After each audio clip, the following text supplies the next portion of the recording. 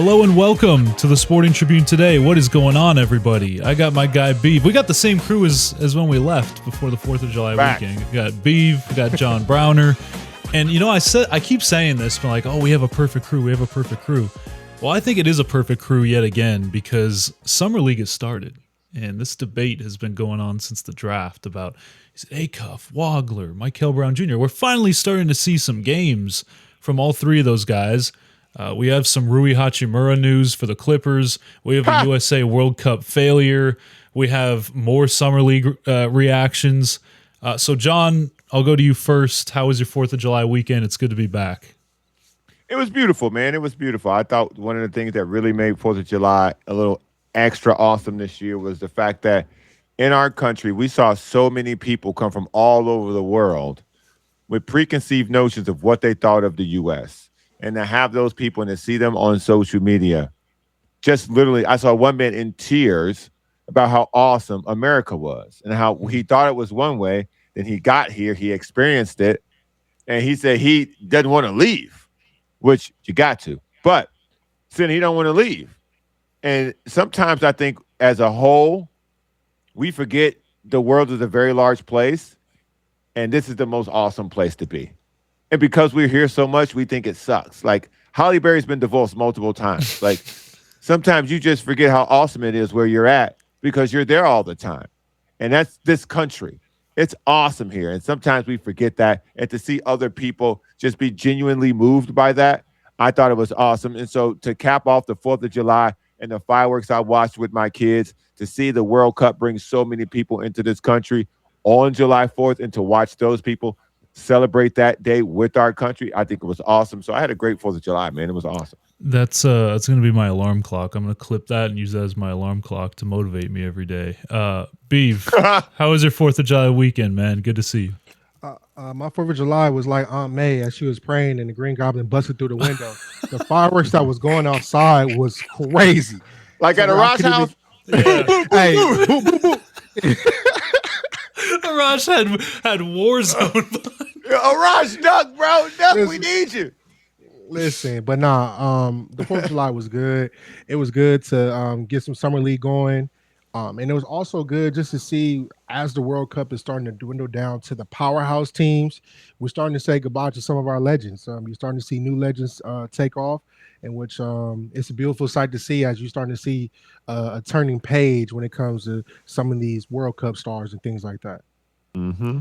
So the World Cup, we're going to get into Summer League stuff and basketball stuff, but the USA is eliminated. Belgium beat them to a pulp, just as I think they should have. They're the 9th ranked team in the world. We are 16th. John, you obviously have been keeping a good eye on this World Cup. Listen, I am no soccer aficionado, but even I know that was a badly played game. What are your thoughts on Team USA's brutal exit there in the round of 16? Christian Pulisic, buddy, you a sucker. You a 100% sucker, bro. We thought you was really the guy. You played us, me in particular, because I was behind you. As the great Tyra Banks said, I was rooting for you. And, bro, you are ass. Not only do you not live up to the hype, yes, you got hurt. But before you got hurt, buddy, you was cheeks, my man. Cheeks, nowhere to be seen. You supposed to be the star. You supposed to be the guy. You supposed to be our Ronaldo. You supposed to be our Messi. Bro, you just out here playing Messi. I'm good on him. I really am. This is the part about soccer that, you know, when the World Cup is over, you're heartbroken and you're hurt because you dive so much into it. But we got a lot of other good players. We rode this Christian Pulisic train for too long. He started the thing hurt, and then he got hurt in the game. I'm good, bro. If he is good, I never seen it. So he might be good in Premier. He might be good somewhere else. But there are better players on this team, and we need to focus our attention to them because there are other players who are awesome tonight, even though as a team, they absolutely went into the tank. I don't know who the goalie was, but, buddy, you can't play no more. You can't play for us no more. You can't wear the flag. Take it off. You play soccer, bro. How you going to try to kick the ball and your leg gets stuck in the ground? Like, what you doing? What you doing? It was an embarrassing effort by the team as a whole. The goalie should be shipped to Siberia. I'm sure they need somebody to block nothing. And it was an embarrassing effort. A couple bright spots, but overall, very embarrassing effort by Team USA in the World Cup. Furthest we've ever made it, but only losers are happy with losing later than you normally lose. So that's not me. And, see you in 4 years, I guess. Beav, what are your thoughts on Team USA's abrupt exit? Listen, for me, I'm like, okay, yeah, it sucks because like I love that Team USA was in this. I love that everyone was rallying around them. On the other hand, I'm like, man, now let's get to Summer League. But how did you view it? I feel like the goalie was watching too many highlight tapes of a New York Giants kicker.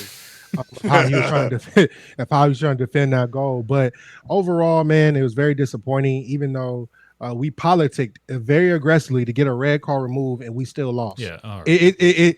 It blows my mind to where we politicked to get something revoked, which it wasn't supposed to be revoked, and we still go out there and lose. Like it just, I can't even put the ideas together. You got people on social media talking about if you root for another team, you're a traitor. Listen, whatever my parlay is gonna say is what my parlay gonna say. All right. Money talk, BS walks a marathon. That's what we're gonna go ahead and summarize the whole US debacle. All right. It was a bunch of BS. Like you said, 16 ranked team. They did put on for the country. But again, if it's in your backyard and other countries are having all these type of sanctions put on them and they're not moving as freely as you're moving, I do expect more effort from the USA team. And they didn't give the effort. They literally cashed it in as if Vegas made a phone call and said, you know what? Hang it up. It's enough. Listen, man, let me also throw this in here, okay? Trump is bad luck. Okay? My email is the johnbrownerpodcast@gmail.com. Send them there, okay? Don't put this on. This is on me. I'm saying this. This ain't on nobody else. This is me. I'm saying this, okay? He showed up at the Knicks game. It's the only game they lost the whole series. Okay? Just that one. He intervenes in this. What happened? It's the worst we looked the whole time. The worst we've looked the entire time is when he got involved. So I'm not saying it's his fault, but he got involved, and we look like ass. It is pretty interesting. Like that Knicks game was the worst game they played all playoffs. This is the worst game team. Stop me when the theme stops. You can compare and contrast a lot of things, right? Knicks game, the reflecting pool, USA soccer team. I mean, the list can go on. I can't wait till we show up to a New England Patriots game or a Chiefs game. Oh my God! He need to get season tickets to the Patriots. I need him to get tickets to the Seahawks and the Niners and the Cardinals. That would be. We need to start sending him requests to our rival teams because I need him to show up in Green Bay. I need him to show up in Detroit. Send him to a Dodger game, right, John? Hey, can't nobody help the Padres, dog. They down 8-0 again. Jesus, my goodness. Gee, the Padres are. Oh my God, no, move on, bro. All right. We will move on. That's a good segue. Let's talk about, and I know, John, you're probably not a big fan of this move, and it's not earth-shattering, it's not a blockbuster, but the Clippers have won, John, the Rui Hachimura sweepstakes. They have signed Rui. I'm not winning a scratch-off. It's a scratch-off, bro. They signed Rui to a 2-year deal. How about that? What are your thoughts on Rui on the Clippers? Bro, this Rui is like when you win a scratch off and you just win another scratch off. Okay, but in all seriousness, Rui Hachimura is a good NBA player. I thought that this is a very good move for them if they still had Kawhi Leonard. A lot of the things that they're doing now, it really doesn't make any sense to me. But I understand that you still have to make professional moves. I think that this is a hit to the Lakers. More than it is in addition to the Clippers. I don't really know what he's going to do for you that you don't already have somebody doing younger that needs that experience. I thought one of the upsides to the Clippers season ending is that you had young front court guys playing really good basketball. And now that you've traded Kawhi, those young guys actually need minutes to begin to develop with your top pick. And for you to have now, I don't know, sucked about 25 minutes, maybe 30 minutes out of that pool to give to Rui. I just don't understand why he would do that. I also don't understand why he didn't try to find a place where there was going to be more opportunity to win. So maybe he loves LA that much. Maybe it was more, but he couldn't find that money anywhere else because the Lakers absolutely weren't going to give it to him. And so I just thought that the Lakers lost out on this. And you get a real NBA player. So the Clippers did win. This is a good pickup. This goes into the positive category. But that also leads me to asking, what's now going to happen with Ben Mathurin? This also opens the door for other questions. We talked about in the chat what this could mean for a Peyton Watson trade or a Christian Brown. Like something's going to happen now with the Nuggets, and are the Clippers involved in this? So this just opens up the door, but it closes another door. And so I don't really know what the positives will be for this at the end of the day, but it is a good NBA signing. So Beav, obviously the Clippers lost John Collins. Well, they haven't lost him yet. This transaction is still going on. This might be a 3 to 4 team deal. No, I'm saying like he's going to Detroit, but that is one thing that isn't finalized. The Aldama trade isn't finalized. The Kawhi trade. You're talking like these people who saying LeBron coming back to the Lakers. Stop, bro. No. Listen, John Collins is not coming back to the Clippers. I'm saying that this is going to probably be expanded into a multi-team trade. So, Beav, the Clippers had a hole at the 4. John Collins was gone. He was their starting 4. They now bring in Rui. How do you like that fit? First of all, I'm kind of confused on the direction that the Clippers are taking here because like you say you want to play the young. I mean, they didn't say that, but I'm assuming that they want to play some younger guys more, like John said. But also they're bringing in guys that are like win now players, where it's like, oh, this makes their team better now. But they only signed him to a 1+1, which is essentially just saying, hey, go prove yourself, and maybe we'll take you back on a team option. So, Beav, what are your thoughts on Rui going to the Clippers? I look at the Clippers organization right now by making moves of being a seller at the trade deadline. If you bring in Rui and Rui necessarily has a good moment and balls out, it's going to be a lot of playoff teams that's going to be calling, which is going to offer you more draft capital going forward. Yes, we want the young guys to play, but you still got to fill those seats, and you can't fill those seats with just young guys 24/7 and nobody really know. Rui definitely fits a hole which we had, because honestly we didn't draft a power forward. I don't know, we didn't have nothing available there, so you need something to fill in that hole, and Rui definitely wanted to stay in LA, so why not take that signing and just make it what it is? And look at this, you gotta think about this too. Brook Lopez, we took him back on a deal as well because of the output that he had. We could have sold him and got another cheaper center, but they brought Brook Lopez back. So you're seeing some players that, regardless of win or losing, they don't mind staying in a certain city. And but like Grant was saying, right, the trades, the signings are not done. Rui definitely fits in the mold, but something that has me concerned is the Ben deal. And a lot of folks are asking, can we keep Ben and Peyton? And I would tell you no. I'm just going to be honest with you. No, someone's going to stay and someone's going to go. If you bring in Peyton, Peyton's not playing the 4. That's why Rui is brought in to play the 4. So Peyton is literally going to take somebody's spot. Either it's going to be Chris Dunn or Derrick Jones Jr. that's going to be heading out the door pretty soon. So let's just stop the speculation of him playing the 4, because he's not a 4. Peyton has never been a 4 since he's been on Denver. Yeah. And then if you bring in Peyton, the information that me and Grant had prior was that Ben wants a bigger role other than being on the bench. So if you end up signing him back, his role is not going to be the 6th man of the year again. His role is either going to be sliding in that spot to where Derrick Jones Jr. or Chris Dunn is. So it's a lot of moving parts that we got to watch, but we just got to see how it is. But I love Rui, man. Rui's going to be a fan favorite, especially when we have different nights going on into a dome. I know they're going to be in there front and center, right? And you got to think about this too.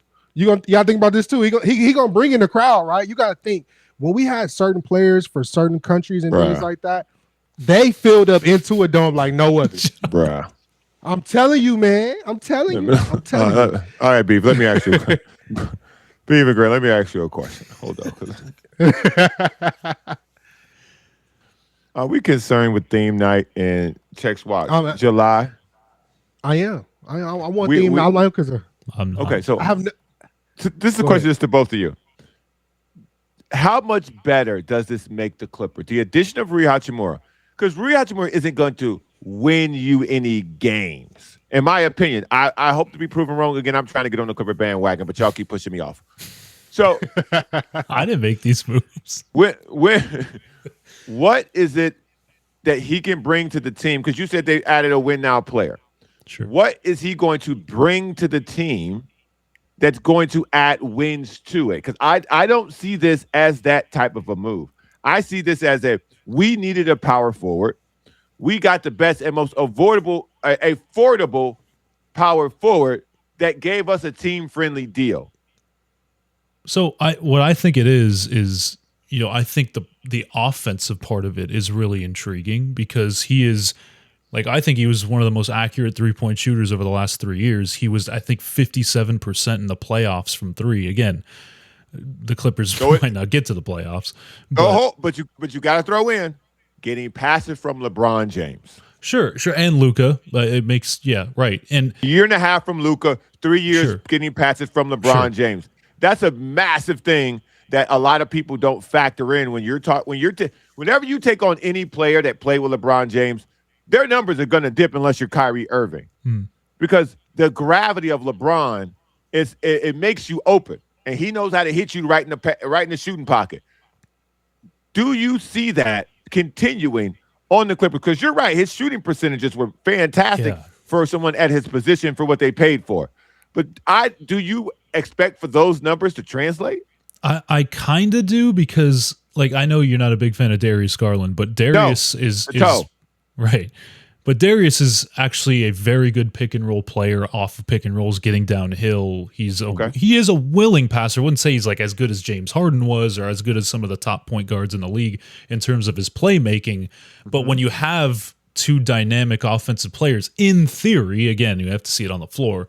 When you have a great shooter playing off of, not playing off of Darius Garland and now Brandon Ingram too, I think the offensive part of it is pretty intriguing. Now, is this a team that's going to be a juggernaut offensively? No, because they still have to have players, depth role players, kind of step up. They have to have a center in Brook Lopez to hit his threes. They have to have other guys step up, and I guess Bennedict Mathurin too, get to that 18 to 20 points per game range if they retain Bennedict Mathurin. But I think on paper, like, you look at this roster, it's like, okay, if he can play off of BI and he can play off of Darius and be that movement shooter that he was with the Lakers, it may not be as good as it was with Luka and LeBron, but let's just say instead of 50%, he shoots 41% on maybe two less threes a game. Like, that's still a really good signing for a 1+1 $14 million player that really he kind of just had no other options. It was like, yeah, let me just stay in LA. So it's not like you're committing long-term to Rui being a core piece of this franchise. It's like, okay, well, let's see if he can fill a gap while we figure things out, and maybe we can flip him at the deadline or something like that. But again, in the short term, I think he could fit with Darius and BI. I would say this to even think about this, and I'm going to go to a wild segment. The whiteboard of Rich Paul. And on the whiteboard of Rich Paul, boy, LeBron wanted to play with what point guard, but he wasn't on Cleveland no more? Darius Garland. So that literally tells you it's something that LeBron sees in Darius Garland that we're not seeing in him. So we got to low-key pump that noise up, in which Darius Garland is an underrated passer, right? Darius Garland is quick off the ball, which he can definitely pass the ball. Now, again, I'm not looking for Rui to throw up 30 points per game, like Grant was saying. I just want him to fill in the hole and make the Clippers something fun to see. Like a rebuild doesn't have to be you in the depths of hell all season long, right? Because now, because of the draft capital, right? You can't stink it up like you want to and tank like you want to. So now it's like you got to compete. So I can definitely see the Clippers kind of poking their nose around like 10th or 9th with this type of movement. But I don't expect them to be in the playoffs or anything like that. But if they do, it'll be a hot AC, in and out quick. See, the way I'm looking at this is the way that this roster is currently built. Brandon Ingram is not a bad NBA player, but he is an empty stats NBA player. I like Rui Hachimura as a player if he's the 5th, 6th best player like he was on the Lakers. I like Darius Garland as your 3rd or 4th best player because I think at that point he can really set the table for guys to do things what they're supposed to do. I think the Clippers have an opportunity to be entertaining with Keaton Wagler if he can get 15 to 20 points a game, because in the NBA, 15 to 20, and once or twice a month, you can get 30, 35 as a rookie if you are good. So I think now more than ever, I am more excited to see him play because the way this roster is winding out, it really feels like the West is so good, we can be entertaining every night and still lose. So you can achieve two goals at the same time. Your young superstar can blossom in view of everyone, while at the same time, you're not hurting your ability to move up in the draft. You're not hurting your ability with these other assets to be able to recoup them and have them come up roses for you down the road. Well, so that's to me would be the best outcome. The higher you get in the standings, but I'm not really thinking they're going to get the high. The worse it is for you, the way you're built. For sure. For sure. I'll even take it a step further. With this Clippers team, I will say it's going to boil down to the trade that's going to take place. Either Ben's going to be here or Payne's going to be here. And my honest opinion when looking at this trade is, what am I getting from Peyton? Everyone's excited for the stat that he had, but he got injured. And that's something about the Clippers. They love taking players that's injured in which now we got to nurse them up to get back full speed. It's like, no, I want Ben back. Ben was a dog. My only gripe with Ben was he was inconsistent in some games. I feel like he could turn the tide with that, and you can bring Ben back and just run it back instead of going out, cashing in on Peyton and trying to send out draft picks or certain players. Just stick with Ben, offer him his money, and let's get the show on the road. So you guys aren't bought in on Peyton Watson at all? Hell no. I'm not sold at all. No. Hell Like, no. You Can can't I show ask me why 5 hell games. no? 5 games doesn't get me excited. He got 5 games and got hurt. What am I? They say he was I on just his want way. an explanation, man. On his way where? That's what I'm saying. On his way where? Like, it's the same. You know what? I'm gonna take it one step further. It's the same excitement I had for Busy Bones, who played on Denver. And when he got to the Clippers, we did not see Busy get busy. And I feel like Payton is going to fit that same mold again. I don't feel like Payton is going to have the let. Well, if you pay him 25 to 30 million, you bet he's going to be in the ball a lot. Okay, you asked why the hell no. Okay. Yes. Okay, let me explain. Again, here you are with another player, even though he was successful when these other players were injured. You got Jokic, Murray. At the time he was successful, Michael Porter Jr. was on the roster. Not Michael Porter Jr. Aaron Gordon was on the roster. So at best, on his best day, he's their 4th best player. Oftentimes, more than not, Christian Brown was on the roster. So that makes him their 5th best player. So when he did get off, he got off as the sub, which you can get hot in this league because everybody's good in this league. If you don't believe me, play the 12th man in a one-on-one game and watch your ass get cooked. So because everybody can play in this league, he got hot for a couple of weeks, and now he's trying to turn that into a payday. Where you're going to look around with this guy on your roster at, let's say, 20 to 25 million, or let's get freaky and give him 30. Now you're looking for him to do something that he did for maybe 2 weeks for 82 games. And you want Darius Garland to take the initiative. You want Keaton Wagler to get shots. And let's say they get rid of Ben Mathurin, Rui's going to need shots. So for you, you're expecting him to be something on your team. You've never seen him be at this level in the league. I don't like that at that price. And that's facts for you, Jack. Listen, I fully understand that, and I think for the Clippers, it's like, why not take a swing when you're in this rebuild era? Like, they are in a rebuild. Why not take a swing on a 23-year-old guy that has some potential? Like, I think that's just where their mindset is. Again, it could fire. Ben Mathurin has more potential. Ben Mathurin has showed it in the playoffs. In the championship. It's very fair. I want to continue this when we come back in segment 2 because we have a lot of things to get to. Summer League stuff here on the Sporting Tribune today.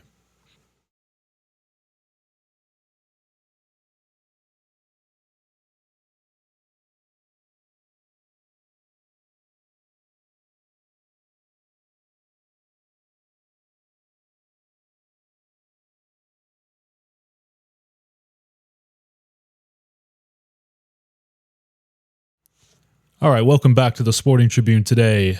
We appreciate you guys tuning in. We're getting a comment here.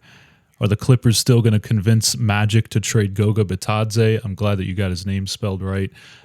Listen, I don't think so at this point. I think the Clippers are the only big move that the Clippers would make at this point is the Peyton Watson sign and trade. I don't think that the Clippers are in on any backup centers. They're going to just kind of hope that Giannis gets healthy by January and see what he has. They have Isaiah Jackson on the roster if they do need that. They just drafted a second-round freak in Baba Miller, who's an athletic specimen, so maybe they run him at the 5. So again, they have options right now. It's not like they're out of centers. They have options, which I think in this era that they're in, they're not really going to try to go and get a veteran center. Maybe last year I could have seen it, but yeah, I don't think so this year. But John, did you want to add anything to that? Yeah, I hate doing hypotheticals and what something should or shouldn't happen, but that's what we're here for. If the Clippers are doing their due diligence, they would know in Miami there's a disgruntled 7-foot ball handling, 3-point shooting European named Jovic. He's not going to play in front of Bam. He's not going to play in front of the Greek. So at this point, he can be gotten. I think Spoelstra's done with him because Spoelstra didn't want to play him in their tiny playoff run they had this year. But you talk about putting a guy on your team that has size and that has a lot of upside, who has been successful in the league. This is someone who I think if he gets on the right roster, he could be a problem. And I think that's somebody, if you're talking about looking at a big, I think that's the big you want to really talk. And getting him around Lopez, it will be helpful for his career too. Because Brooks seemed to figure out a way to expand his game as he got older and as the league changed. And so that's a guy who's been through a lot in the NBA, who was a front runner, 20-point averager, then was a backup, and then became a 12th man, and then became a 6th man, and now is a starter again. So he's been all around this league, and I think he can really, really help a young guy like that. But that's somebody who I think is available, but you have to have your ear to the ground to be able to pull something like that out of Miami. And the reply to that was I asked because the Clippers asked for him to Magic 3 weeks ago. I do remember that there was a rumor about that, but then the Magic were like, we're not trading Goga. Now that they lost Mo Wagner, they're not trading Goga, so they're going to keep They him. got Vooch back, though. Yeah, they did get Vooch back, too, and they have Wendell Carter. So it could be. Maybe they flip Vooch instead. I don't know. I'll take it a step further. Shout out to Law Murray with this one. He kind of mapped out the two-way contract situation. They do have an available two-way contract spot that's still sitting there. So if you're looking at that two-way contract spot, I would say that's where you go get a center, in which we have seen in the past, like Kai Jones. We also seen Moses Malone Moses Brown. Sorry about that. Moses Malone. Hell yeah. I wish the Clippers got him. Please. You see how I done hyped him up past his prime. Moses Brown, you've seen some of these centers actually crack the roster. So I would say definitely look into that two-way contract to see who they find. It's going to be somebody from the G League that's been down there for a minute. So that can be someone that could definitely be a backup center for you. So back to the Peyton Watson thing. If you're Denver, let's look at it on Denver's side.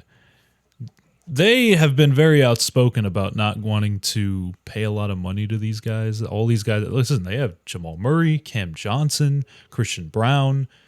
Nikola Jokic is up for an extension next year, so they're going to have to pay him a super max. They got a bunch of players that are either up for money or are going to get paid money. And as we all know, in this kind of modern era of the NBA with the new CBA, I keep saying new, it's like 4 years old at this point. The CBA, you have to keep your eye on these second apron restrictions. Look at the Knicks shouldn't have done this, but they did. They were like, hey, we can't sign Mitchell Robinson back. We're going to get Drummond instead, where, he can rebound a little bit, kind of the same, and he can stretch the floor better than, so I'm just saying, if you're Denver, do you want to pay Peyton Watson 25 to 30? Because he's your homegrown talent. He's 23. You drafted him. You got to keep the talent around Nikola Jokic. Right, John? No. This is tough. This is tough because, to me, they can afford to go into the second apron. This is the Walmart family. I agree. And so now there's certain, and when I tell people, some of these are casualties of the CBA. This team is on the verge of being a a apron casualty. You have to find a way to make sure you have Jokic and Aaron Gordon together.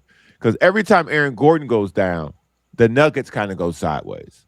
So now, to me, those are the two people you keep no matter what. And I include Jamal Murray in that. But if you got to get the cap down, the move has to be Christian Brown.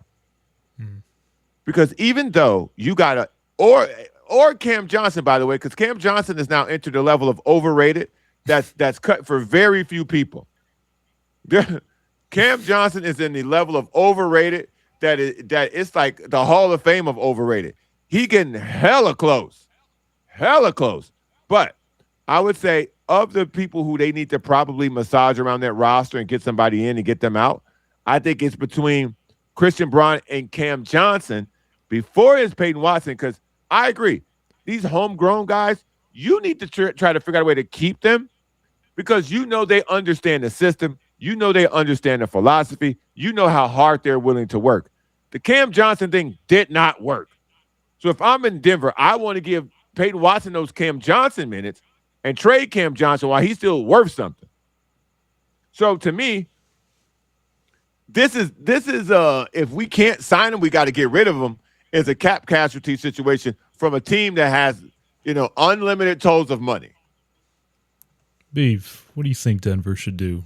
Think they should keep Peyton Watson? Think they should pay him? You think he's worth that much? I would say this: teams are not going to be attractive to Christian's contract. Straight up, absolutely. That contract, that contract is nasty. So Denver is handcuffed with Christian.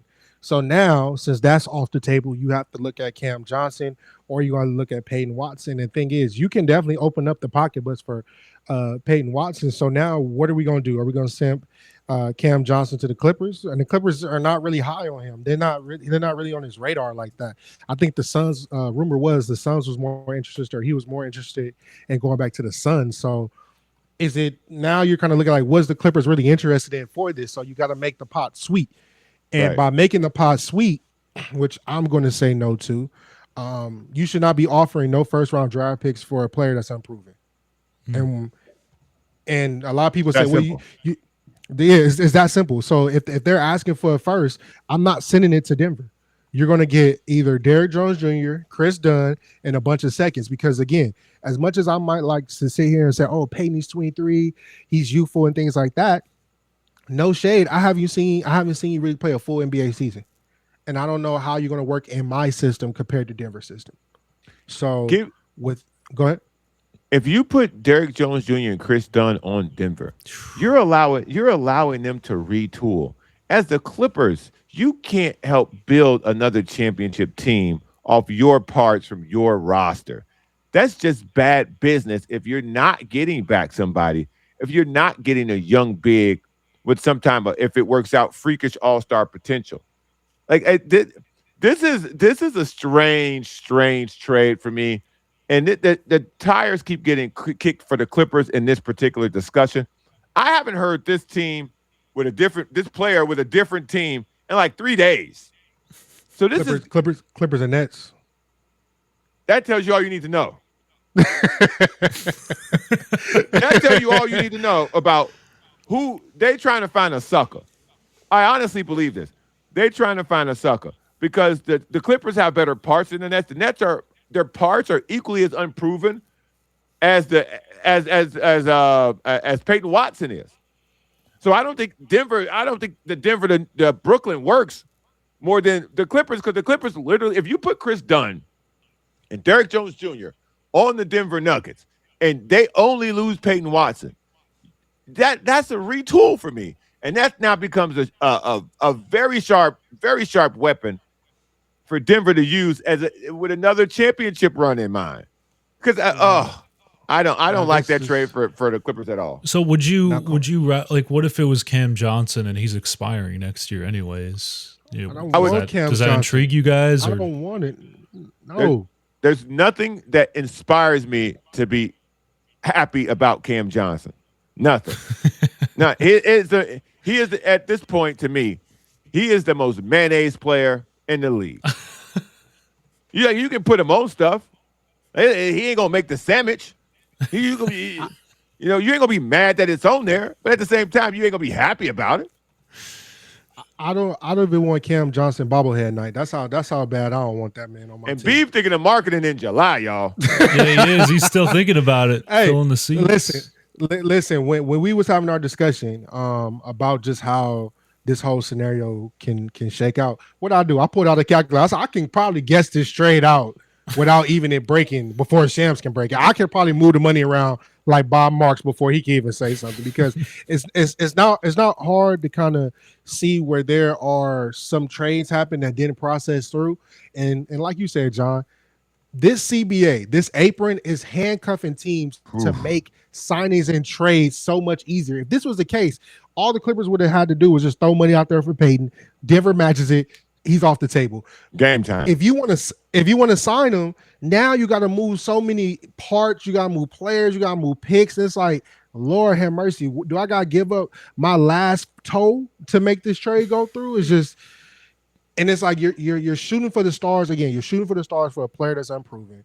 If the Clippers can just offer Ben, call it a day, and let's move along, man. We can find something else to do. Like, Peyton is going to be there. If they said Denver, rumor has it Denver's going to match anybody that throws money on the table. Yeah. Now the Clippers finna get handcuffed to a contract they don't want to be handcuffed to if it turns out to be good. So where are we going with this? So I'd rather be handcuffed a bit. Okay. Yes. Yeah. Listen, I'm a big Bennedict Mathurin fan. I think he's got a lot of potential as an offensive player and as a two-way player, to be honest, with his size. The same commenter, Karma, I don't know what the handle is, but said Nuggets trade MPJ so they can pay Brown, and now they're so regretful. I fully understand. Yeah, that they definitely are regretful of that Christian Brown contract. And he said now nobody wants him unless they attached a pick, and they don't have a pick. So if you want to get I remember that the Sixers were trying to offload Paul George and attach a first-round pick, and then they were offered Jaylen Brown. So they're like, oh, yeah. Take it. Take her. Ding, ding, ding. So they got bailed out. Go ahead, again, we gotta see how this trade is gonna shake down, because as is reported, the trade with Detroit has a kicker. The trade 17.9, I think. We'll just say roughly 18. Sure. So we'll do 18 now. That's intriguing to another team, in which if I'm going to make a move, I have an additional 18 million I could throw on the table as a kicker. So now is the Clippers just got to be mindful of who you're going to take and who you're going to throw this kicker to. Just don't be throwing the kicker out there. And then I would even say this from Denver: if I'm going to be taking a higher risk on Peyton Watson, right? I know y'all want picks, but y'all got to send me something back in return. I need a pick from another team to make this sweet for me. Even if this was seconds, but I'm not offering you no first round pick for an unproven player. I also think this is taking too long. I agree with you. To me, that's the red flag on this. This is taking entirely too long to get worked out for a guy who, again, young and appears to be talented, but the places they're trying to trade him to, necessarily, you're gonna spin your wheels. He's going to spin his wheels in Brooklyn. He's going to spin his wheels in L.A. for the Clippers. So this doesn't necessarily guarantee him anything. It doesn't. You're outside of what the return from the Clippers has been mentioned. I would throw a pick in for that. I really would throw a pick in for that, because I think that retools them into a championship contender. If you're Denver and you get Chris Dunn and you get Derrick Jones Jr., two professional guys who've shown you they know how to play a role at the NBA level. Go ahead, Beav. I would say my last thing too. Yeah.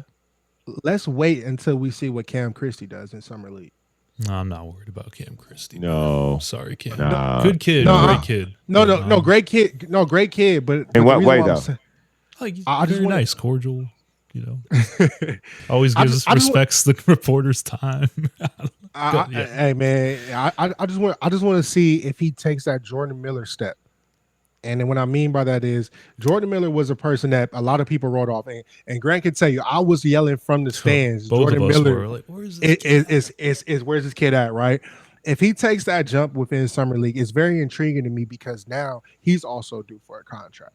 And we're going to have to see if the Clippers have enough room to keep him, because if he actually shows promise, this is going to make, and John's going to kill me for this, this is going to make moving Derrick Jones Jr. a little bit easier. Stop that, it. Oh my God. I know. I'm John. I'm. Hey, listen. I'm the money man on this on the show, man. I'm trying to make the money He's work. moving the promotions. I'm trying to move the money. That's all I'm trying to do. Okay, but it'll make it much easier. It'll make it much easier for them to move off that with the young promise. Call me crazy. But here's okay. So then this goes back, and it's interesting you said that, because this goes back to the first comment I had about all of this. This makes me question, what are the Clippers actually doing? If you move Derrick Jones Jr. for flexibility, or you move Chris Dunn for flexibility, I think you need Chris Dunn on this roster to help your two young guards. I agree. From a professional standpoint, you cannot let him go for parts and pieces, because he is a very important part and piece. I feel the exact same way about Derrick Jones Jr. Every place Derrick Jones Jr. has been, he has worked hard. He has never been a problem, and he's been a consummate professional. Every stop, whether it be Dallas, Chicago, now Los Angeles. These are type of guys you just don't want to be letting them go to have an empty locker room of vets and just a bunch of young bodies running around. I don't want that. Again, I'm trying to get on the bandwagon. I don't want that. I want a person to show these young guys what it's like to practice hard, what it's like to be on time and be professional, what it's like to be game day ready, what's it like to be ready coming off the bench when your number's called.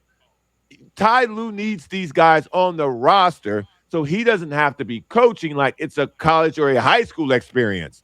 He needs these guys to do that for him. And if you get rid of them for a Peyton Watson, a guy who pretty much is the equivalent of a couple of these guys you already have in a prove-it situation, I think this hurts the growth of the players who you're trying to grow and build this organization in the right direction.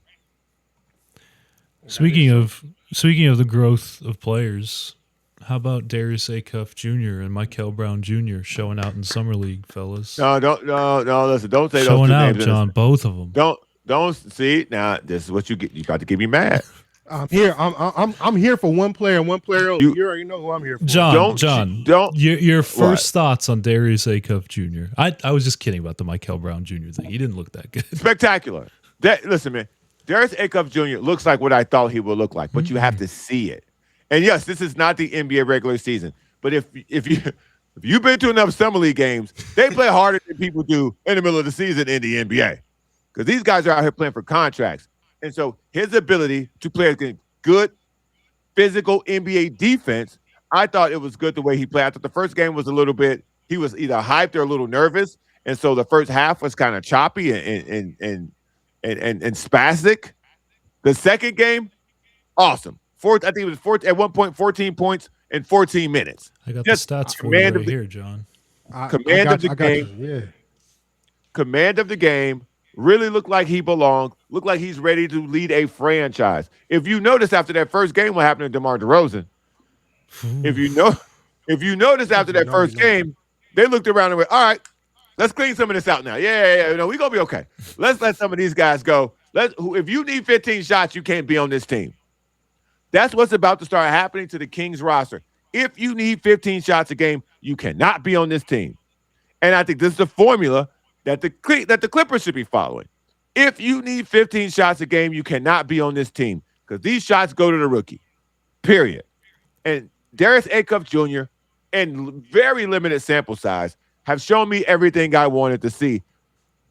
But Michael Brown Jr., you could already hear the saxophone. Beav, the saxophone's already playing for Michael Brown Jr. Saxophones is playing. All right, Beav, this is your time, man. This is your guy. You and John's guy right here, Acuff. What do you think? First two games. Let me go ahead and flex, man. This is what you're looking at, man. You're looking at the future of the NBA. And I'm going to tell you right now, as soon as the game slows down for Acuff, it's finna get nasty out there. And I'm going to be honest, right? Acuff has an ability, being a small guard, that he can actually take contact in the paint and still finish strong. That's something that I seen in the first game, of course, he was jacking up a bunch of shots, but then you got to think about this, right? James Harden necessarily has a bunch of points in the league, and we've seen a bunch of games where his stat line looked crazy, but he had 40 points. So I don't even care about that analytics side of it. As long as you got 40 and you walk away with a win, it looks all right to me. But in this game, I'm saying the second game, what I noticed was the game actually, he slowed himself down. He wasn't out there like a deer in the headlights just moving around looking all crazy. Of course, he had 4 turnovers, but as he was moving throughout this game, it looked like he had the control of the game versus the Bucks. Now, again, I'm not saying he's going against the superstars of the league, but he was doing his thing. And I think Acuff, Clifford, and they have another center out there. Those 3 can definitely make some noise in that Kings organization. And it's going to take some time. I'm not saying the Kings is going to be the second coming of Jesus. No. But I can definitely see some excitement going on up there in Sac Town for the young movement, right? I'm not expecting no stars to go up there, but it looks good for a young movement standpoint with Acuff running the show. Now, Brown Jr., right? Everything that they said he is. He's a turnover machine. He was throwing dimes. He had a few turnovers, but in some of his decision making, he drove himself too far down the baseline to make a decision in this game. He was making, like I said, some of the passes got there, but imagine if you're doing that with actual stars. It's going to be a long way in hell. He was 4 for 11 shooting, so you could definitely knock his shooting like we did. Under 40%. So I want to see what he looks like in game 2 before I give a true assessment. But 10-4 doesn't move the needle. It looks like very role player-esque. You know, Acuff had 20 points, and that's a star in my eyes. So, let me toss y'all a comparison about Mikael Brown Jr. He like Keon Dooling to me. Oh my goodness! You can take that. You can take no. You can take that however you want to take it. He looks like Keon Dooling. Solid with the handles. Probably a better passer, and there's no disrespect to Keon Dooling. I don't want this to be taken that way. But Keon Dooling had a very long NBA career as a role player who knew what he had to do and knew when to do it. Mikael Brown Jr. is going to make money in the NBA. I'm not saying he will wash out, but he will never own up to being the 6th pick. They have a better guard already on the team playing tonight. Daleman?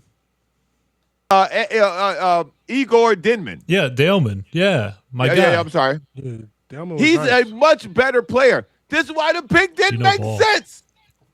They have a lot of guards. Nice. Yeah. Well, that's the thing. Like the teams at the in that 5 through 7, like the only team that I felt like really needed a guard was the Kings, and they got Acuff, right? But the Clippers didn't really need a guard. They just took a guard. Like the Nets, what do they have? 5 draft picks last year?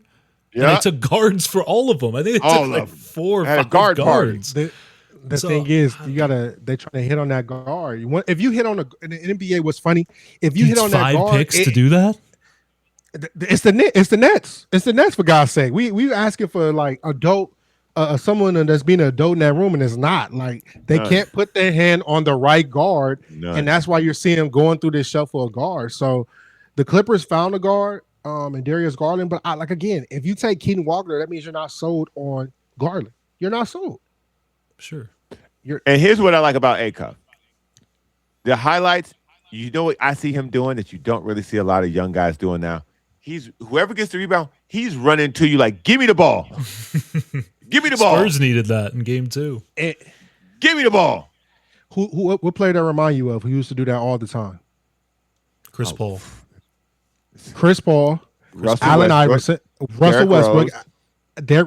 All dominant guards. You feed into what I'm saying. All guards that say, "Give me the ball, go down court, and I'll run. I'll set this up for you," and that's what he does. All right, let's get to a post show. Appreciate you guys tuning in on terrestrial radio. Grant Mona, John Browner, Demetrius Beaver.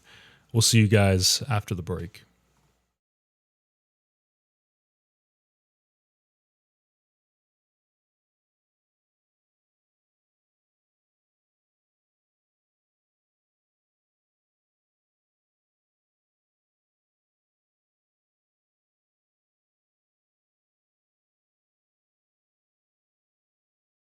All right, fellas, post-show, cursing, whatever topics we want. Who cares? It's it's 9:30 we can still spend on the West Coast. We can still spin the wheels with Summer League, man. Did y'all see the Utah Jazz game? Good point, Beav. How about my guy Darryn Peterson? Hooper. Oh my goodness, man, he looks ready-made. He just looks ready-made to score. He looked hydrated. He looked very, very hydrated out there. Somebody said, "Is Michael Brown Jr. the next Markelle Fultz?" Oh man, hey, it's gonna be bad. It's gonna be. He's got a back problem. It's going to be bad. Again, he didn't even play in the first game. What you saving him for? For this tonight? I don't even knock the back problem because, damn it, the Clippers should have took Michael Porter Jr. back problems, and we probably wouldn't have a power forward issue. Different kind of back problems. Different kind of back problems. We'll figure it out. But and my dog Keon doing? There he is. Yeah. That's what I'm saying. That's what I'm saying. How good does he look? Look. This is Michael Brown Jr. in a few weeks on A-Cuff. Stop. You better stop. You better stop. But I will say this: the Utah Jazz, and y'all laugh me off the stage. The Utah Jazz is dangerous. No, me and John are like, they could be a top 8 team in the West. Yeah, I'm looking at top 5. Yeah, but here's John the was higher on them than me. I'm smoking that we off the Jazz. Here's the only problem I see for them. They're gonna have locker room issues. Explain. I'm telling you right now. Darryn Peterson knows he's the guy. Okay, Ace Bailey thinks he's the guy. Keon George thinks he's the guy. Jaren Jackson Jr. knows he's the guy. Lauri Markkanen doesn't know who the hell he is now in this mix of things. So you're watching Darryn Peterson and you go, that's your starting 2 guard right there. Mm-hmm. He thinks he's a point guard. So this is why I was listen, the kid's great. This is why I was a no on him. If you see yourself as one way and everybody else sees you the other way, you're going to fight for who you think you are as a player. And you going in there with George, who just had a career year. Mm-hmm. Now, they ended up with the second pick. So, hold on now. They was thinking it up a lot. On purpose. But he wasn't. And so it just leads me to question, if that's your backcourt, who are you giving the ball to? The number 2 pick or the guy who proved himself over a season? Or the guy who Ace Bailey? How long are you going to let Ace Bailey come off the bench? See, so when I'm telling y'all, they're going to have some locker room issues because Ace Bailey thinks that he is. See? Ace Bailey thinks that – I can't keep my thumbs off the screen. Ace Bailey thinks that he is what we're seeing Darryn Peterson do. And Ace Bailey hasn't done this yet. So I just think that they're going to have some internal issues. I believe that Danny Ainge will trade somebody at the drop of a hat the second that he can get a pick for you. Looking at you, Ace Bailey. You didn't want to be there to begin with anyway. So, but outside of that, Darryn Peterson looks spectacular. I can't wait to see AJ DeBonza. But Darryn Peterson looks spectacular. From what I've been seeing with Peterson and Ace Bailey, they look like 2 peas in a pie. In which how they're bonding. So I don't see Ace being the odd man out. I might say George might be the odd man out. And what I mean by that is because you just showcased, Peterson just showcased that he had 12 assists. I can run the show.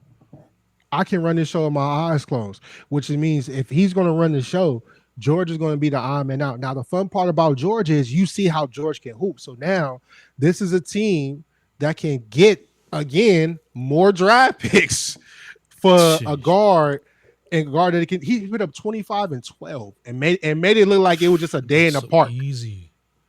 25 and 12, and they keep saying you're a shooting guard. He said, "No, I'm gonna show you that I'm the one." Yeah. Everything looks so easy, Beav. It's like nothing has phase. I know it's like you could say, he's going up against rookies and 2-way guys. He's going up against Cam Boozer too. He's going up against some NBA ready players. And but here's the thing. There was nothing that phased Darryn Peterson in these first 2 games. Now, his shot selection was good too. Yeah. Now, I may be too old, but I remember, and then I just forgot his name.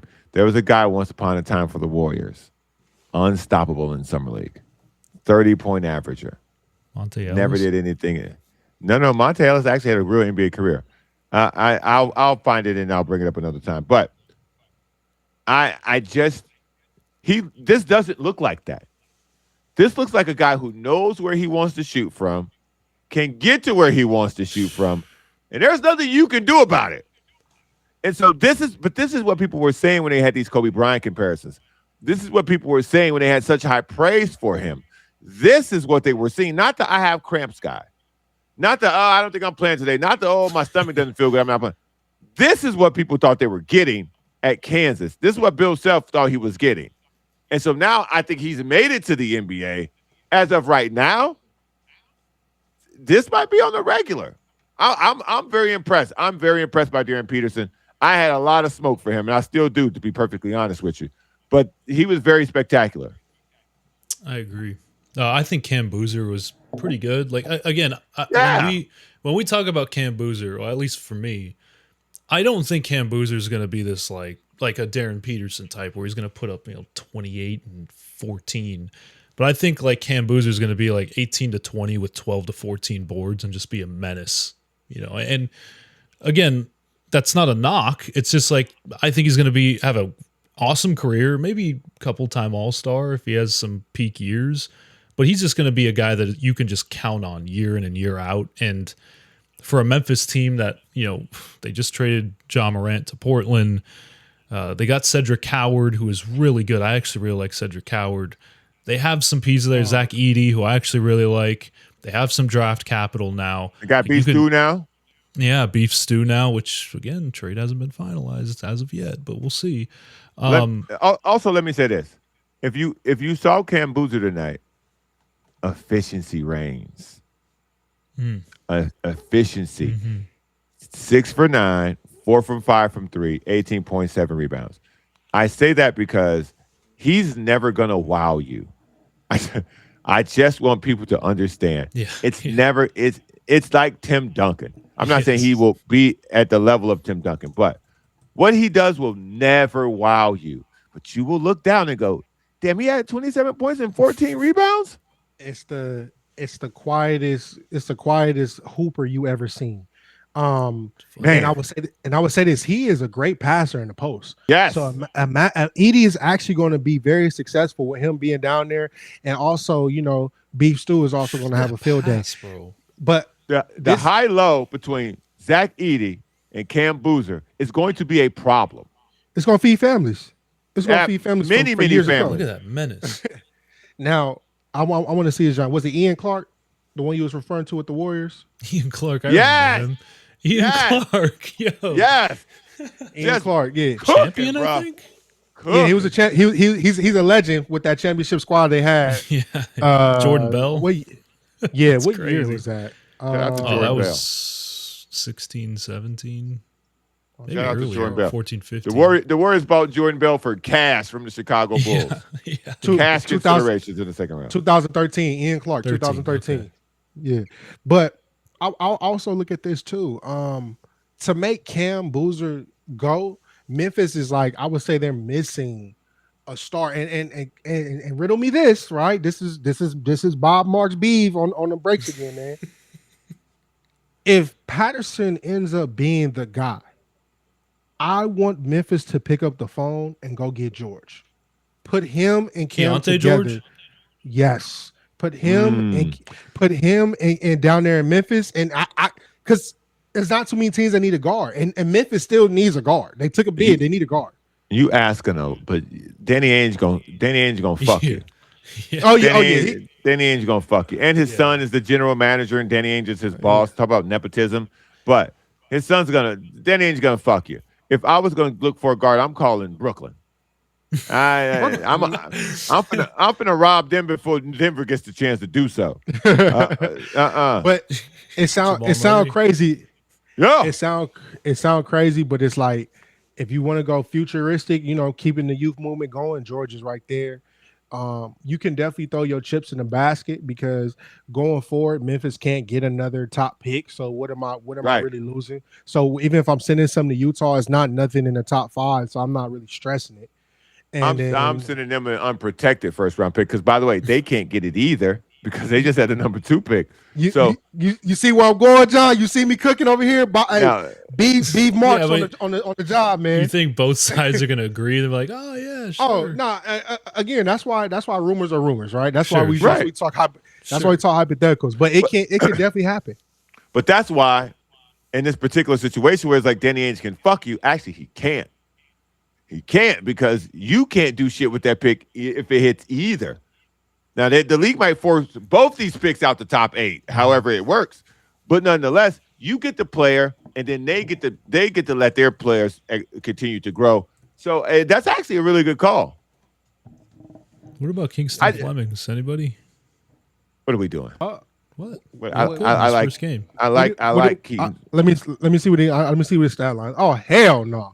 Okay, hold on. We were just saying like, inefficient. Acuff was inefficient. Michael Brown Jr. was inefficient. Acuff was 9 for 29 in his first game. You guys are like, they won. I would say this. From an offensive standpoint, no. Defensive standpoint, yes. 3 blocks from a guard. I'm saying he's a great defender. He is. He was a great defender in college. But no, they kept trying to move him up the draft lottery like he could be a scorer. No, I want scorers in the top. Yeah. This is what I think the best case. He's 19, by the way. The best case scenario for him is where he landed. He's on the Atlanta Hawks, which is the defense first, and they play with speed.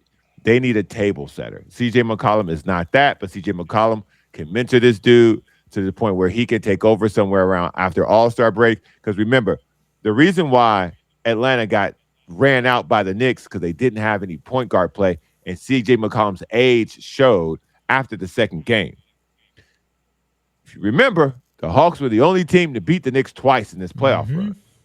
So if you put some solid guard play in there, now he won't be able to defend Jalen Brunson because that's just moronic to say something like that at this stage in his career. Big body. But you can put yourself in a position to have a guy who can settle things down and get the ball to guys. Because I don't know what's happening with Ricochet. No, but buddy, you talk about a pick that might have been a miss at number 1. Might have. I think it already is. It's crazy. Take Ricochet, put him on the Spurs, watch him become a dog. Carter Bryant. No, Carter Bryant is solid too, but put him down there, let him cook a little bit on the bench. Along with Tobias Harris, legendary Tobias Harris, who keeps getting money from people. His dad's a legend. You mean the scammer Tobias Harris? Bro, his dad is probably the best agent in NBA history. How is he outpacing LeBron? How is he outpacing LeBron in money earned? Bro, y'all don't understand the game. Tobias Harris got this thing on lock, dog. What they do, they look around the league and go, "Who needs somebody?" Yes. Who needs some insider info about that. Because if you notice the teams he go to, they're never championship contenders. But when he adds to them, they become good enough to lose at a very important part of the season. This is the first time, and I think they kind of know the league's getting wind of this. This is the first time he's on the team that was in the finals that has championship aspirations that he can actually help get over the hump with or without him. So it's this pickup is very interesting because every team he goes to, you now go, oh, they got Tobias Harris. You never go, they got Tobias Harris. It always feels bigger than it is when you get him because he's good enough that you can lose with him, and he not get blamed either, by the way. Look at Tobias Harris, man. I would say this too. It also saved Harrison Barnes because Harrison Barnes really didn't play, but I think they keep him around. That's a Mitch Johnson problem. It is, but I think they keep him around for the mentorship of like Brian and other people like that. But Tobias actually is going to take that role that Harrison Barnes was supposed to fill in and actually produce. So we'll see how it goes. I can't let you slander Harrison Barnes like that. Here's why I know. This is how I know. This was about Mitch Johnson. They had to hire somebody to coach Mitch Johnson. Okay? So they didn't have to fire him. They hired the greatest backstabber since the Roman Empire, okay? And Billy Donovan. That knife in your back, Mitch Johnson, you won't even feel it. You won't even feel that poison in your sleep. When he put that snake in your bed like they did back in the Egyptian days, that poisonous snake, you look up and yap. And that's the end. Oh, what happened to him? I don't know. He just snake got him. Watch. Billy Donovan gonna be coaching the Spurs by All-Star break. No shot by the All-Star break? I'm telling you, right? Y'all see Billy Donovan is a snake, dog. Billy Donovan is a snake. Did the Bulls just hire him straight up from like free agency? Like just he didn't have a job before? I can't remember. I can't remember, but because he was with the Thunder, no? And then and the Bulls got him from the Thunder. Okay. Yeah. And then after that, he was just unemployed. Yeah. So and then the Spurs just took him. No. He talked his way. Billy Donovan is slick, man. He talked his way into this. I watched Billy Donovan steal money from Chicago Bulls routinely. Okay, is that more on the front office though that kept him around so long? Actually, no, because he convinced his way over there. So listen, when the club come on in the song "Where All My Scammers At," Billy Donovan gonna stand up. Where they at? Spending that money fast, 20, 50, 100 times. That's Billy Donovan. He going that go yard bag. High level scammer, dog. High level scammer. He's spinning that for show. So people just not. If I guarantee you, anybody who is a fan of Oklahoma City will tell you Billy Donovan cannot be trusted. Any Chicago Bull fan will tell you Billy Donovan cannot be trusted. Until you get that knife in the back, you will not know the pain of Billy Donovan being your head coach. I'm gonna leave it at that. Also, too, I wasn't sure if y'all noticed. They said he just got traded to the Charlotte Hornets. Was it Naz Reid?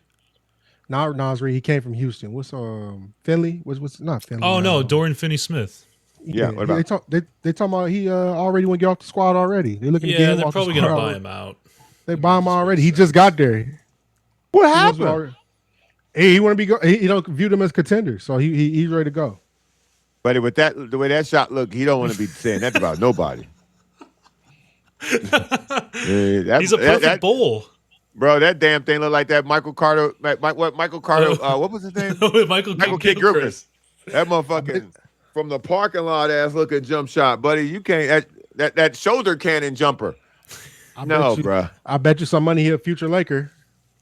The trade. He was just on the Lakers, and then they shipped him off, and he never played in Houston. He coming back. Cheap suits, cheap like that scene from Rush Hour. Cheap suits, how cheap? How cheap? How cheap? Look at that jump shot. Nobody believes that. Man, listen. Listen. No, I ain't going to adding DFS. No. To what? Just adding him, not subtracting, not multiplying, not division. He will not survive half with the Knicks. You know who this had? Knicks fans he was complete ass last year. You know who this got written all over it? Miami Heat. It does, bro. The Heat are going to just get Bradley Beal. They already got Tim Hardaway Jr. They get all these players. Like you were talking about Golden State with LeBron there. It's like Miami's doing that. The Miami Heat are about to find every cheap player that's ever done anything positive in the NBA. Westbrook.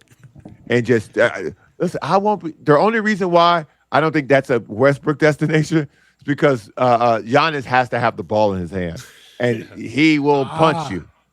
Gabe Vincent.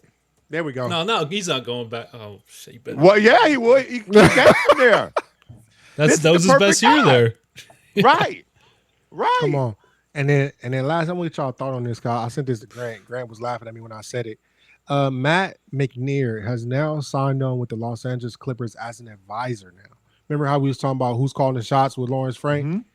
And Matt McNair, y'all, he was with the Sacramento Kings. He actually was the one that brought in Mike Brown during that time. And then he's with the Houston Rockets too. So I'm trying to think like what he's under investigation with me. I don't see this as being something exotic for me. Like it's just he's just there. I don't see what he has built or nothing like that. So he was with the Clippers last year, but he was just in an advisory role. So now he's obviously gonna. I don't know if he's gonna. I guess he's gonna do the same thing. Yeah, he's gonna be in an advisor role. So I don't know what the hell that means. Welcome back, I guess. Listen, let me. Sometimes he's not Jerry West. John, it's great to have great voices like Monty McNair in the building. Sometimes these NBA coaching staffs are so large. Mm-hmm. For what? At one point, Dallas had more coaches than players, dog. Like when Mark Cuban was the owner, they had more coaches than players. You look behind some of these benches and you're like, what the fuck do y'all do? Like, what the fuck do y'all do? Video challenges. Okay, the challenge guy, make sure you pay him because that's wins or losses right there. Yeah. Okay, the 4 guys sitting alongside him behind the bench, what the fuck are y'all doing? The 3 people sitting next to the head coach, what the fuck are y'all doing? The 3 people standing by the tunnel, what the fuck are y'all doing? I don't understand how these coaching analytics, I do understand, I'm not going to lie. They've ballooned. These coaching staffs have ballooned. And so now you get these people, oh, this guy's a consultant. What the fuck is he consulting?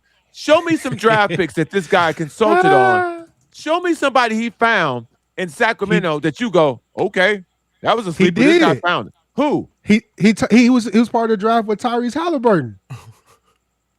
And he was on the fucking team when they traded him.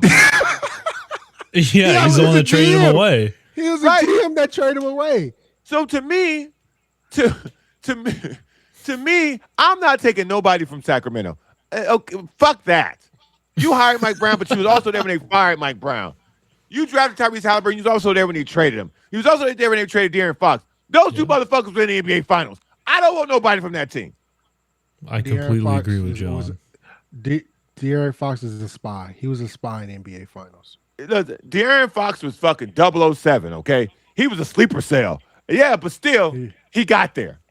And the Kings gave him away, okay? So to me, there's a couple people I don't want nobody from that organization. I don't give a fuck whether it's free or not. You stay your ass somewhere else. You got to go coach high school basketball for me. You got to go consult. You got to go be the general manager for the Duke Blue Devils or some shit. You can't come to my NBA organization from the Sacramento Kings without going somewhere else. No. John. No thanks. Can I get your thoughts of Tanner Scott? What do you think of Tanner Scott?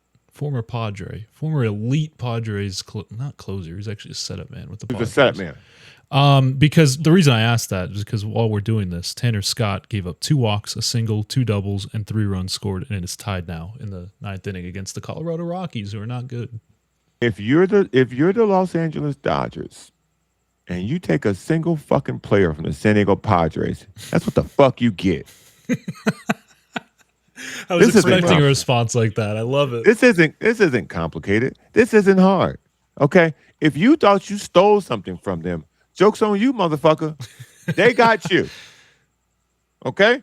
If you take anybody from the Padres and you think you stole them, not named Fernando Tatis Jr., you got, buddy.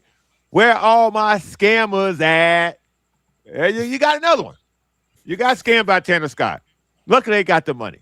That's all. I was never a big Tanner Scott fan, bro. What did he get? Never. 6 for 72 or something like that? It was like an outrageous amount of money. With a ski mask. And the thing is, last year was an absolute disaster from Tanner Scott. Like, it was ski mask. Awful. And it's not going to get better. But the thing is, John, like this year, there's been like moments. So this is what happens with Tanner Scott this year. He'll go like 3 outings with good, like, it's like, whoa, that is awesome. That is what we signed him for. Then he'll go two outings of, oh, so he's just back to what he did last year. And then he'll come back to, wow, he's dominant. He's elite. What happened? Make up your mind. And as a guy that is making that much money, and again, Edwin Diaz is on the IL, but he is coming back soon. They have him as their closer, and he is not closing games the way like he was in San Diego. Yeah. He's the opener. He comes in the game opens up. 2 innings. That's a rope. He's starting the game over with. He's starting the game over. He said, hey, start the night over. That's what he basically saying. Start the night over. I want to say this about Roki Sasaki. He is not a starter. It is okay that he's not a starter. It's okay, Dodgers. I concede he's not good as a starter. Do you know what he was good at in the playoffs? Closing. Throwing 1 inning. Throwing 1.5 innings, throwing 2/3 of an innings, and throwing as hard as he possibly can with wipeout stuff, by the way, for 1 inning. Time. Yeah. I've seen enough. That's it. It's okay. It's too much money. You lost that one. He tried to give the Padres a game, boy. They didn't want it though. They didn't want it. He keeps trying to get, but the offense keeps bailing him out. And my point is, the Dodgers, they keep rolling him out there. He's getting embarrassed out there. They're trying to get him, but the thing is, they're trying to get him to work through it because they have got so much cushion. But at the same time, I understand it because you know what he's proven in. You know the role he's proven in. So you put Edwin Diaz back in, and then you put Roy Sasaki in the 8th inning. Now you got 9 and 8 solved. And now you have Tanner Scott all the way back to the 7th if you do need that. Listen. You got Tanner Scott on the bench. You got Tanner Scott on the bench. Tanner Scott's the type of player, you put him in the World Series, you know you finna go down one run. Immediately.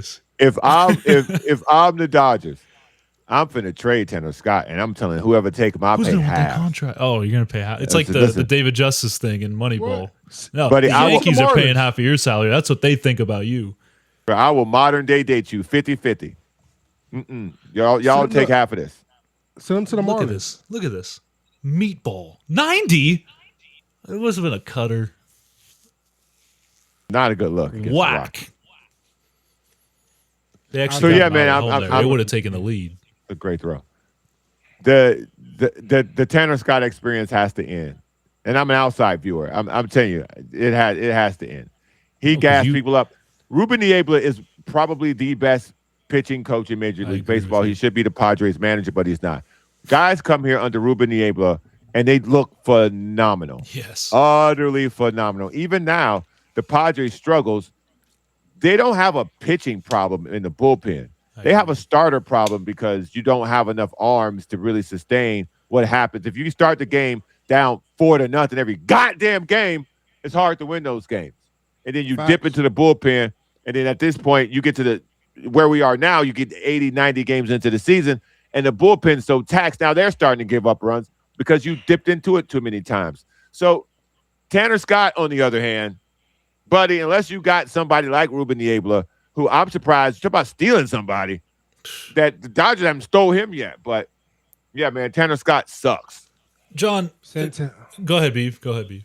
I'll say send Tanner Scott to the Royals, the Mariners, anybody in the bottom. They'll figure it out. We'll send they paying anybody just to show up and to help them sell tickets. Sit them down there. John. Everybody can't sell tickets, Beav. John, Beav's all in on those tickets, man. We get this money, baby. Yo, Beav trying to get everybody to sell tickets. Tanner Scott ain't selling those tickets, big dog. I'm sorry. Beav, were you a salesman? You must have been. I don't know how to break that Rui thing. That can sell tickets. Tanner Scott ain't Pacific. He ain't Pacific Islander, big dog. I don't know what kind of we finna get for Tanner Scott. I'm gonna ask Royals fans. I would ask Royals fans if they would line up outside the stadium for a Tanner Scott bobblehead. I don't know, dog. I don't know. One piece Tanner Scott bobblehead still ain't gonna move. So, John, last thing I'll ask you, because this has been on my mind a lot through these Padres struggles, is I've seen the Padres struggle in the first half for probably the past 5 years. Generation. Yeah, exactly. But then, over the past 5 years, in the second half, they turn into the 30s Yankees. It's like they completely flip the switch. And my question to you is, do you see that happening? And I wouldn't say to that level, but do you see them having a turnaround in the second half? No. I see happening to the Padres, because when those turnarounds tend to happen, they make a move before the deadline. What AJ Pro is really good at is making moves before everybody else makes their moves. He did that a couple of years ago with the multiple-time batting champion who now played Luis Arraez, who was very good for the Padres. For whatever reason, they found that he needed to go. Now they strike out more times than I've ever seen any Major League Baseball team strike out in a short period of time. But he tends to trade for a guy before everyone else does. He got Juan Soto before everybody else did. He tends to do things ahead of time, and so now when it gets time to do the stretch, they're very good and they're ready.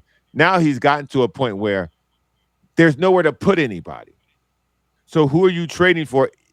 All the guys who you pay, those are the guys who are hitting 100, 200, 220.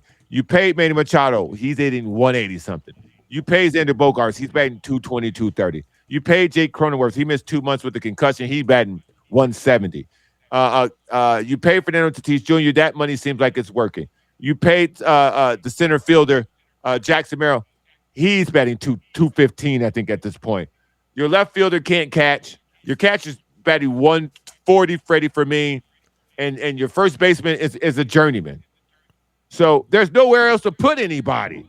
So I don't expect for that to happen. There was a lot of talk about Tariq Skubal when they were 7 games above 500. Now you better not goddamn get no Tariq Skubal. You better not. We don't even know who the owner is, by the way. The league hasn't approved the owner. What the fuck's taking so long? Did they give you the money or not? No. They clear the credit card ain't swiped yet. That's just They out here like Uncle Dennis. And that's Uncle Dennis, he's no longer in the picture anymore. You guys see that? Hey, that was part of the trade. Hey, you coming back to Toronto? Uncle Dennis gotta go. What? No, the league. Or he got banned. The league. Oh, he's done. When the punishment comes out, his name will not be said, but it will be understood why he was not allowed to do any more negotiations from an NBA standpoint. Now, when it comes to deals outside of that, he'll still be around. But when it comes to any NBA contracts or anything in association with the NBA that Kawhi still does, Unc ain't around no more for that. And it will make sense. But without naming names, the name will be named. Okay, and I know we got to get out here, but let me do this. Mm-hmm. Hey, NBA. Who the fuck you trying to win over with this one free throw bullshit? Who? Who the fuck ain't sitting around for another 10 seconds for somebody to shoot a fucking free throw? Whoever you trying to acquire, that viewer, fuck them. Okay? There's a natural flow to basketball that needs to stay current. Now, if you telling me you shoot 2 for 3, I'm on board with that. Okay? But if you telling me you shoot 1 for 3, what the fuck are we playing in the park? Well, in a rucker? Like, who are you in a hurry for to end the game? Who? Please explain it to me. I would like to know, because I'm a lifer. I ain't going nowhere. Y'all got me whether you shoot 20 free throws or 1 free throw. I don't give a fuck. But I need to know the change that you're making. Who are you making that change for, Adam Silver? Because I got to tell you right now, you're on my shit list, buddy. You really are. I'm not a fan. They moved the NBA Cup championship to Butler University. How about that, John? Because they keep going for this fan that I don't know who the fuck that is. I hate that move, by the way. I hate it. Butler. I'll add a little bit more salt to it too, so we can get out of here.